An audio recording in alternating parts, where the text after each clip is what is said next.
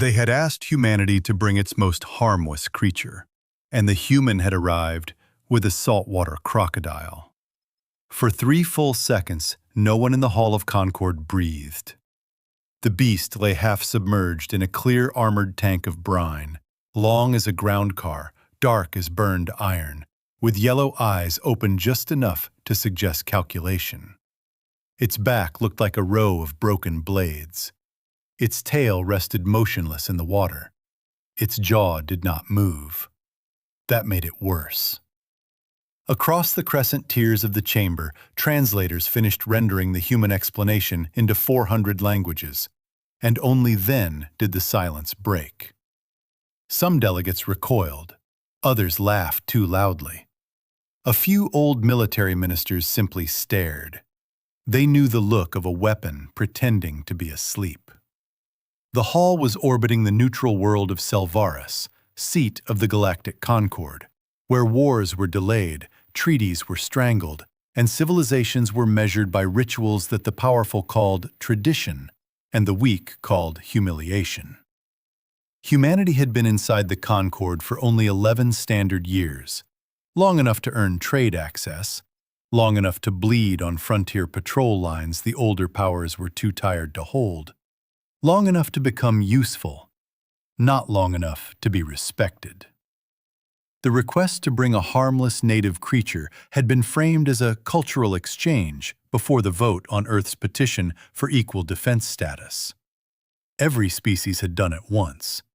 Herbivores had brought soft-furred tunnelers, jeweled gliders, miniature reef grazers, feathered singers. The message beneath the ceremony was simple. Prove you understand gentleness, and perhaps the galaxy will trust you with power. The humans had brought something with teeth designed by ancient water and famine. Counselor Thalen of the Low, who had survived 2 secession crises and 3 assassinations, watched the human handler standing beside the tank with both hands folded behind her back. She wore dark diplomatic uniform, no visible weapon, close-cropped hair threaded with gray at the temples, and the flat calm of a professional who had spent too many years near danger to perform fear for anyone. Her name plaque read, Chief Warrant Officer Talia Venn, Embassy Security and Wildlife Liaison, a title so absurd Thalen had assumed it was a translation flaw until she began answering questions. Yes, she said, the animal was fully grown. Yes, it could attack on land or in water. Yes, it had the strongest measured bite force of any Earth species in recorded history. No, it was not sedated. At that, the laughter came back, sharper now, edged with disbelief. Then one of the Viscari delegates leaned forward and asked the question that every other species was too stunned to voice. "And this," he said, his mantle scales lifting in open contempt, "is what your world calls harmless?" Talia looked at him for a heartbeat, then at the crocodile in the tank. "No," she said. "This is what our world calls manageable." The chamber shifted at once. There are moments when an insult becomes a warning, and every instinct in the room knows it before the mind does. The Viscari delegation was the first to make their displeasure obvious. They had ruled the eastern spiral lanes for nearly 1,000 years, all polished authority and inherited military prestige, and they had never forgiven humanity for surviving the Charon pirate war without needing Viscari protection. They called humans impulsive, chemically unstable, too brief-lived for serious trust. In private, they used another word: Deathworlders. It was meant to sound like a diagnosis. The older powers liked their species predictable, layered in etiquette, frightened of disruption. Humans were disciplined, yes, but their discipline was not built on fear of chaos. It was built on living beside it. That difference unsettled civilizations that had grown old in safety. The formal exhibition ended under strained applause, and the private session began 2 decks lower, behind sealed doors and military jamming fields. Phelan took his assigned seat among the neutral block and watched the faces settle into their true shapes. Gone were the ceremonial smiles. Gone were the soft phrases about mutual understanding. At the center dais, First Executor Raul Vesk of the Vascari opened the matter everyone had actually come to decide. Earth's petition for equal defense status would not advance. Human fleets, he declared, were expanding too quickly along the Perseus Drift.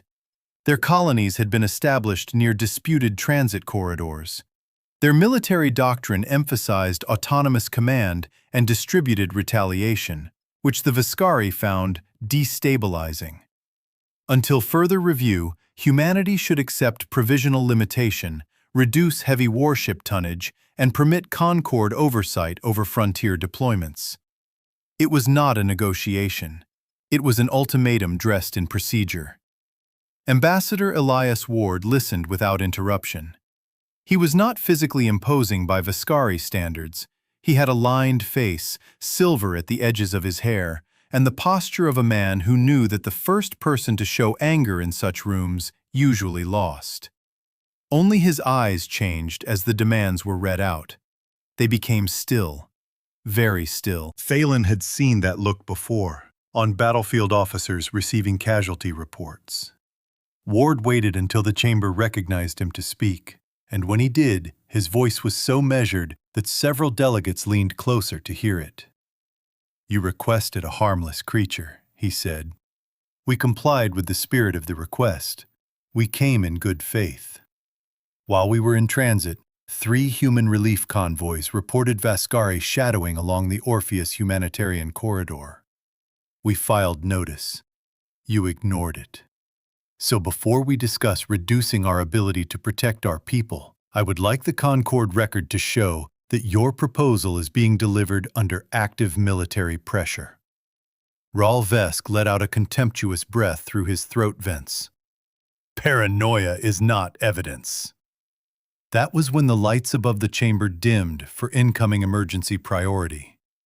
The room turned, every head at once, to the central hollow well as the signal tore through protocol locks and appeared without permission. The image was unstable, blood across one lens, a corridor shaking under weapons fire. A woman in a medical flight suit was dragging herself toward the camera with one arm because the other was gone below the shoulder. Behind her, Red Cross beacons flashed on the walls of a hospital carrier. Human children were crying somewhere off-screen. Then came the sound that killed the last of the chamber's comfort. Vascari battle cant over external speakers, clear, formal, impossible to mistake. The carrier was the Mercy of Dawn, registered civilian, part of a refugee transfer under Concord's seal. The woman on the floor coughed, looked straight into the camera, and forced the words out through blood. "Boarded under truce. Escorts executed. They're taking the miners. They knew the transponder code." Gunfire ripped behind her. A small hand reached into frame and grabbed her sleeve. She pulled the child close, stared once more into the lens, and said, "Tell Earth they came inside the hospital bays." The transmission ended in static and one final burst of screaming metal. No one spoke, not even the Vascari. The line had been crossed so hard the room seemed to tilt under it. Everyone in that chamber understood the implications. Firing on a marked civilian convoy was an atrocity. Boarding a medical ship under truce was worse. Taking children alive meant leverage, theater, and deliberate cruelty. It meant the attack was not an accident of war, but a message. Phelan looked toward the human delegation and saw no disorder there, which frightened him more than any outburst would have. Talia Venn, who had remained in the outer presentation hall with the crocodile, was suddenly in the doorway with 2 embassy guards, as if she had anticipated needing to be closer. Ambassador Ward rose very slowly. "Detain the Vascari delegation," he said. The first speaker of the Concord, An elderly Cerevian whose species had not seen open war in 4 centuries spread both upper hands in reflexive caution. "We require authentication of the signal before taking such an extreme measure." Ward turned toward him with the kind of disbelief that strips rank off a title. A hospital ship under your seal just broadcast its own slaughter inside your chamber. My civilians are being taken alive, and you want a procedural delay. "We want certainty," the speaker said, voice trembling. "You already had certainty," Ward replied. "You called it stability." Raul Vesk recovered first. "This may be fabrication," he said. "Humans are known for emotional, tactical deception." Thalen watched every neutral delegate recoil a fraction at those words. There are things one should never say to the injured unless one is ready for what follows. The human ambassador did not shout. He did not threaten. He simply touched the table in front of him once, as though confirming it was still there. "Then hear me clearly," he said. "If one child from that convoy is harmed while this chamber debates formats, the government of Earth will consider every delay, every excuse, and every hand placed over evidence to be active participation." A younger Vascari adjutant rose in anger. "You dare!" Ward looked at him, and the adjutant fell silent. The room might still have pulled back from the brink if the Vascari had stopped there. Pride can still retreat when survival sees its reflection. But empires that spend too long being obeyed often mistake restraint for weakness, and the Vascari had built their entire reading of humanity on that error. Raul Vesk made a short gesture to Concord Security and requested emergency containment of the human delegation for investigative neutrality. Then he added one more demand, careless as a blade across dry grass. The Death World specimen in the outer hall, he said, should be euthanized immediately as a possible biological threat. Thalen saw the human ambassador's jaw tighten for the first time. He also saw Talia Venn step between the security detail and the outer doors. What happened next unfolded so quickly that later recordings were studied frame by frame for months. Concord guards advanced under protocol authority. Human embassy security moved only enough to block them. One Vascari officer, impatient, drew first. The shot was not meant for Ward. It went through the doorway and into Talia Venn, high in the chest. She staggered backward against the crocodile tank, palm slamming bloody against the transparent armor. The second shot hit the control column beside her, and the brine containment system detonated in a blast of glass-hard polymer and white vapor. Then the water hit the floor. It came fast, 2 tons of heavy salt water surging through the outer hall and under the inner doors before anyone inside fully understood the tank had been breached. Alarm klaxons began to howl. The pressure doors tried to seal, jammed on debris, and stopped half-closed. Through the widening spray, Thalen saw the crocodile slide out of its shattered enclosure like a piece of the river itself. No roar, no frenzy, just movement, sudden and absolute. One moment it was there, the next it was gone beneath the churning flood and broken light. That was when the screaming started. The first Vascari officer vanished shin-deep in water before his weapon even cleared the holster. He did not have time to fall. A violent twist snapped him sideways, armor crunching like ceramic under a press. The second fired blindly into the flood, hit nothing, and lost a leg below the knee in a red explosion that painted the walls. Panic spread faster than the water. Delegates climbed chairs, tables, one another. Security lines broke. The ancient chamber of law became a stampede, and in the center of it, the humans moved with horrifying purpose. Ward did not waste 1 second on shock. He pointed to the neutral delegations nearest the breach, and his guards pulled them behind cover. Another human kicked a fallen Vascari rifle across the floor, caught it, checked the chamber, and dropped 2 hostile officers trying to flank the dais. Someone hauled the first speaker bodily out of the water as it rose around the steps. Through the chaos, Talia Venn was on one knee, blood soaking her uniform, one hand pressed to the wound in her chest, the other lifted toward the flood. "Leave her space," she rasped. A Concord guard, not understanding, stared at her. Talia coughed red and said it again. "Leave her space." The crocodile surfaced near the far wall with a dead Vascari in its jaws and eyes like polished stone. After that, no one came through the water unless the humans told them where to step. By the time station emergency bulkheads locked the outer ring and maintenance pumps began pulling the flood toward reserve tanks, the situation inside the chamber had completely reversed. Vascari officers were down or disarmed. Concord security had either surrendered or thrown themselves behind the humans, depending on how honestly they had interpreted the attack. The crocodile had settled near the breached doorway in a low crescent of water and wreckage, motionless again, tail half-curled, as if nothing of importance had happened. The dead around it made the stillness unbearable. Talia Venn was losing blood too fast. Ambassador Ward knelt beside her while medics pushed in through the secured corridor. "She responded to you," he said quietly. Talia gave the smallest nod. "She responded to idiots," she whispered. "Same as always." Ward almost smiled. It did not reach his eyes. "Stay with me." Talia looked past him toward the flood and the reptile resting in it. "Don't let them make her a monster," she said. "They did that themselves." Then her gaze lost focus, and the medic swore under his breath. At that exact moment, 43 light minutes away, the first Vascari border relay in the Orpheus corridor went dark. No one in the chamber knew it yet, but humanity had already stopped asking for permission. The relief convoy attack had not found Earth unprepared.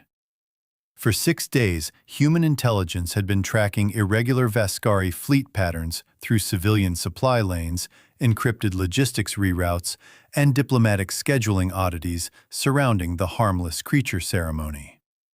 Ward had not come to Salvaris to beg for equality. He had come to verify whether the old powers meant to force submission while human senior command positioned assets across 3 sectors in silence. The operation waiting behind that silence had a name so simple Thalen would later remember it with a chill. Still water. The idea was brutally human in its elegance. Do not answer arrogance with noise.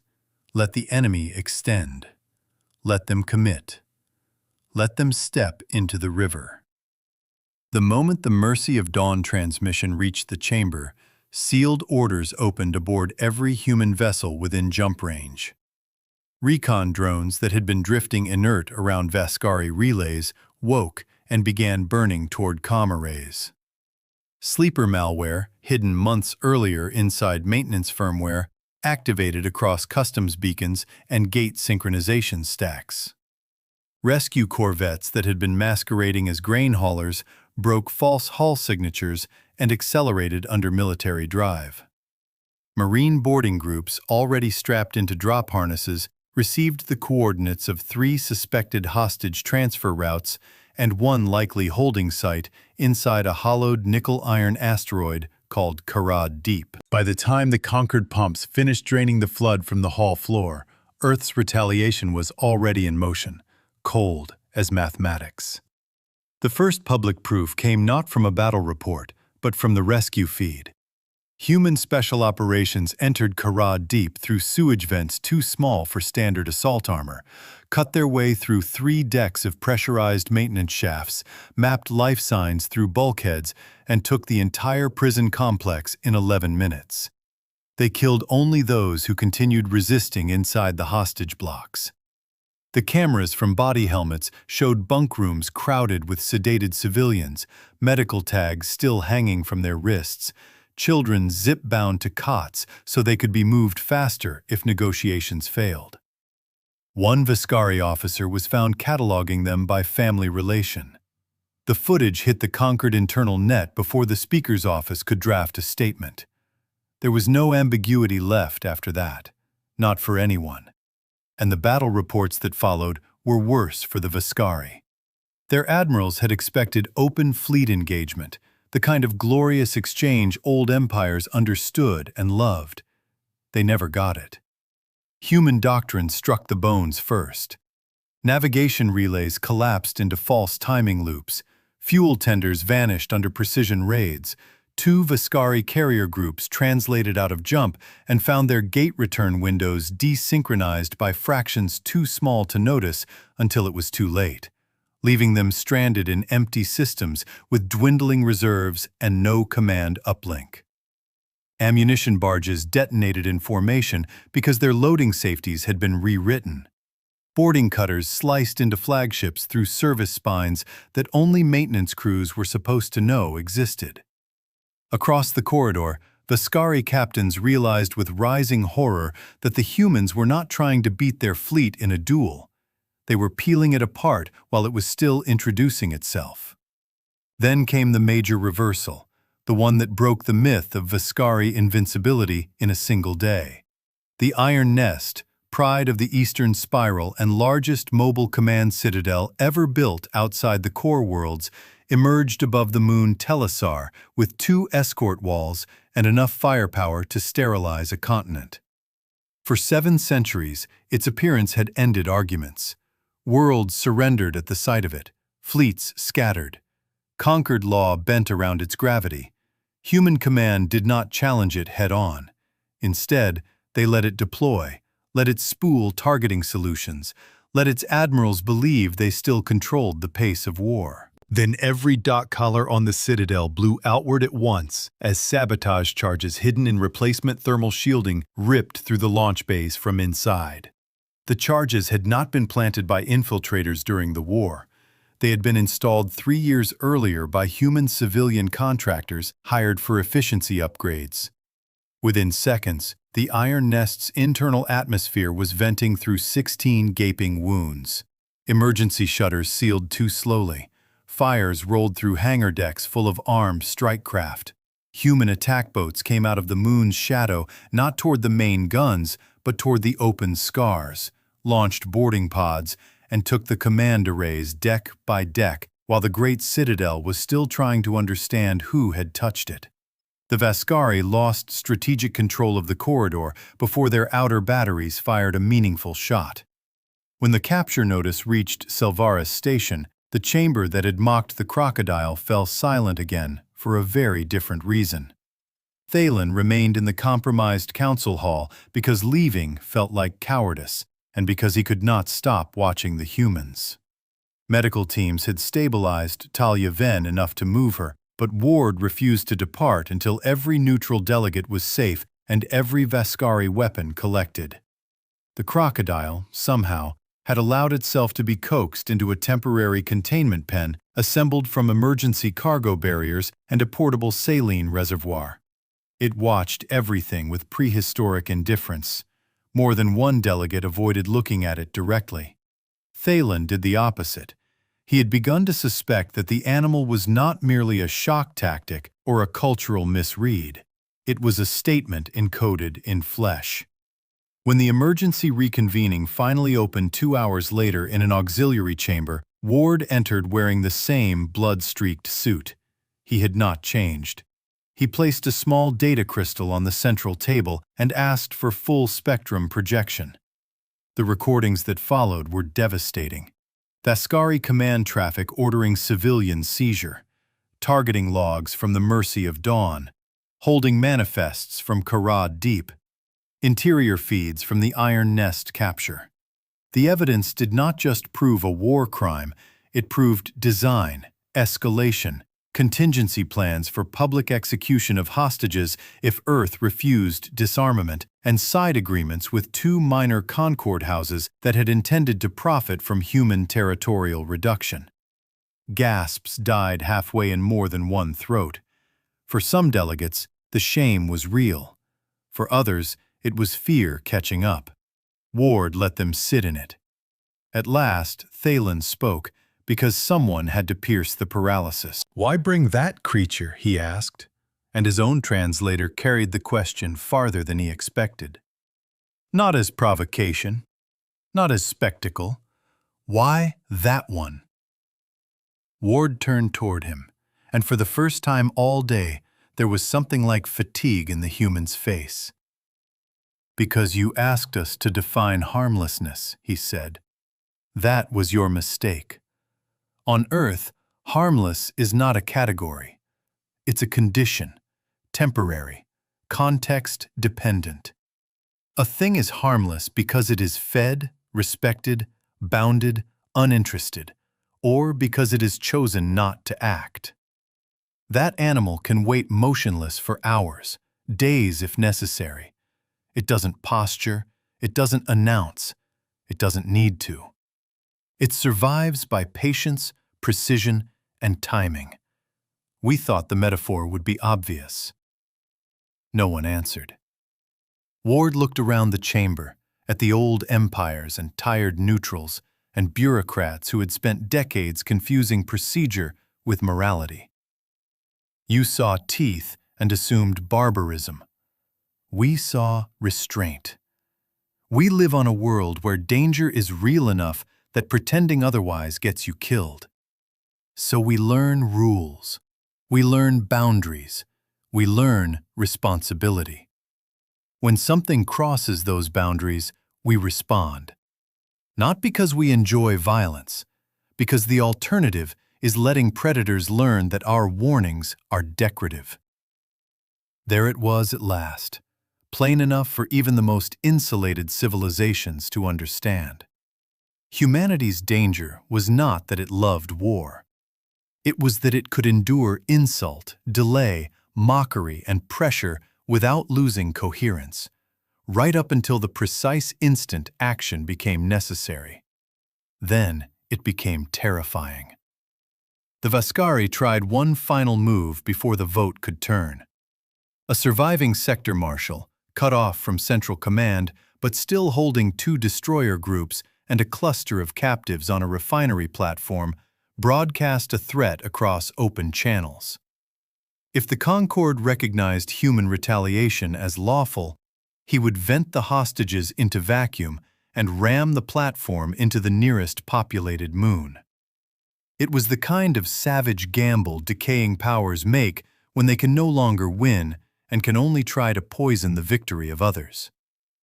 Several delegates in the auxiliary chamber began speaking at once, pleading for negotiation, for pause, for one more round of mediation. Ward listened to the broadcast in silence.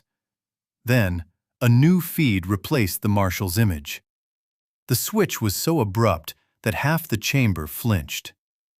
The same platform appeared on screen, but now the camera angle was from above, drifting through smoke. Bodies in Vascari armor lay across the gantries. Human Marines were cutting restraints off civilians, moving fast, disciplined, efficient. In the center of the frame, the sector marshal knelt with both upper arms broken and magnetic binders around his throat. A human lieutenant stepped into view, saluted the camera with formal diplomatic precision, and said, "Hostages secure, threat neutralized, platform reactors stable." He moved aside. Behind him, through a shattered viewport, 3 human destroyers hung in the black like verdicts. The chamber did not erupt after that. It sagged. This was the true collapse of Vascari dominance, not the damaged citadel or darkened relays. It was the moment the galaxy understood that humanity was operating several decisions ahead, across military, legal, intelligence, and moral lines all at once. They had rescued civilians, exposed evidence, contained escalation, and broken a hegemon's command structure without touching a city or burning a world. There was nothing to call them except what they were: frighteningly competent. The vote that followed fractured centuries of habit in less than 9 minutes. Emergency censure of the Vascari passed. full recognition of Earth's equal defense status, passed. Authorization for joint tribunals under human evidence chain, passed. Two allied houses that had conspired in the coercion lost their corridor privileges by unanimous consent, a political execution as clean as any battlefield kill. The first speaker, white-faced and shaking, formally invited Ambassador Ward to advise the Concord on revised civilian protection law. Thalen watched that happen and felt the balance of the galaxy move under his feet. The humans had not asked for the center. The center had simply failed so completely that there was nowhere else to turn. Much later, after the dead were counted and the rescue convoys routed home, Thalen went to the quarantine deck where the crocodile had been transferred. He found Ward there alone, standing behind the reinforced observation glass. The animal floated in dim salt water beneath low lights, scarred hide barely visible below the surface. It looked ancient enough to have watched continents split. Talia Ven had survived the first surgery but remained in critical suspension. Ward had just come from medical. For several moments, neither diplomat spoke. "I misjudged your species," Thalen said at last. Ward kept his eyes on the water. "Most do. I thought your people brought that thing because you were proud of danger." Ward shook his head. "No, we brought it because we respect danger. There's a difference." Thalen studied the animal. "Will the galaxy understand that?" Ward's reflection in the glass looked suddenly older than his years. "Not all of it. Not soon. But they'll remember this." Thalen believed him. Civilizations forget speeches. They forget resolutions and legal wording and the names of committees that once seemed eternal. They remember the moments when the world reveals its true structure. They remember the chamber floor flooding under red alarm light. They remember old powers choking on their own certainty. They remember an empire realizing too late that the species it had tried to humiliate had interpreted the whole ceremony correctly from the beginning. Because that was the final insult the Concord had not expected to confront. Humanity had seen through the ritual the moment the invitation was sent. They understood that powerful species do not ask about harmlessness unless they are trying to measure what frightens you, what you tolerate, and how far they can push before you bite. So the humans answered the question in the most honest way they knew. They brought a creature that embodied their oldest lesson. Stay still, watch everything, waste nothing. And when the line is crossed, do not miss. In the years that followed, the phrase manageable by human standards entered military academies as both joke and warning. Vaskari admirals taught their cadets never to mistake procedural patience for strategic passivity. Relief corridors received human escort by default, and no one challenged the arrangement. The tribunals uncovered more than the attack on the Mercy of Dawn. They found plans for generational coercion, for staged instability on human worlds, for the slow reduction of Earth into a compliant client state. Every revelation made the old order look smaller. Every human refusal to exploit the victory for conquest made their moral authority harder to resist. They had the power to seize territory and did not.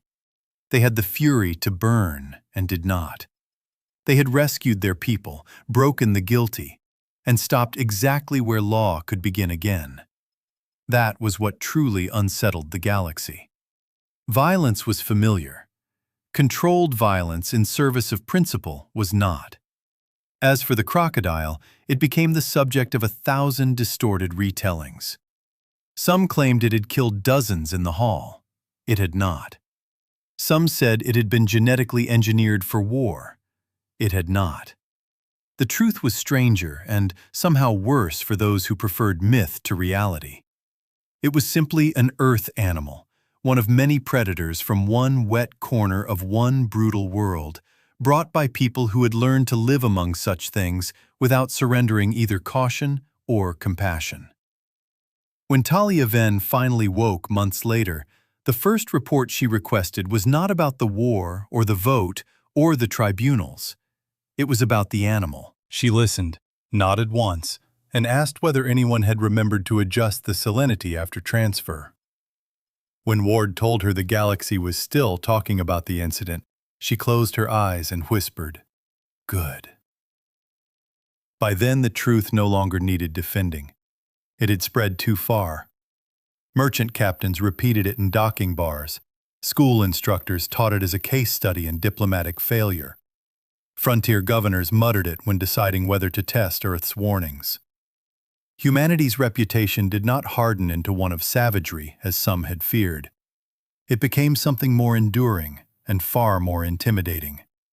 Reliable, slow to anger, impossible to bully, catastrophic to betray. And somewhere deep in the restored archives of Salvara Station, the original invitation still existed, with its polished, ceremonial wording asking each member civilization to present the gentlest life their homeworld had shaped. Historians would later call it the most expensive act of condescension in modern galactic history. They were not wrong. The old powers had wanted a performance of softness. What they received instead was a lesson in proportion. On Earth, even the things humans can coexist with are built from armor, patience, and teeth. So what exactly did that say about the species doing the coexisting? The galaxy spent a very long time deciding it did not want a fuller answer. Humanity never needed the biggest teeth in the room. It only needed the room to fill with water.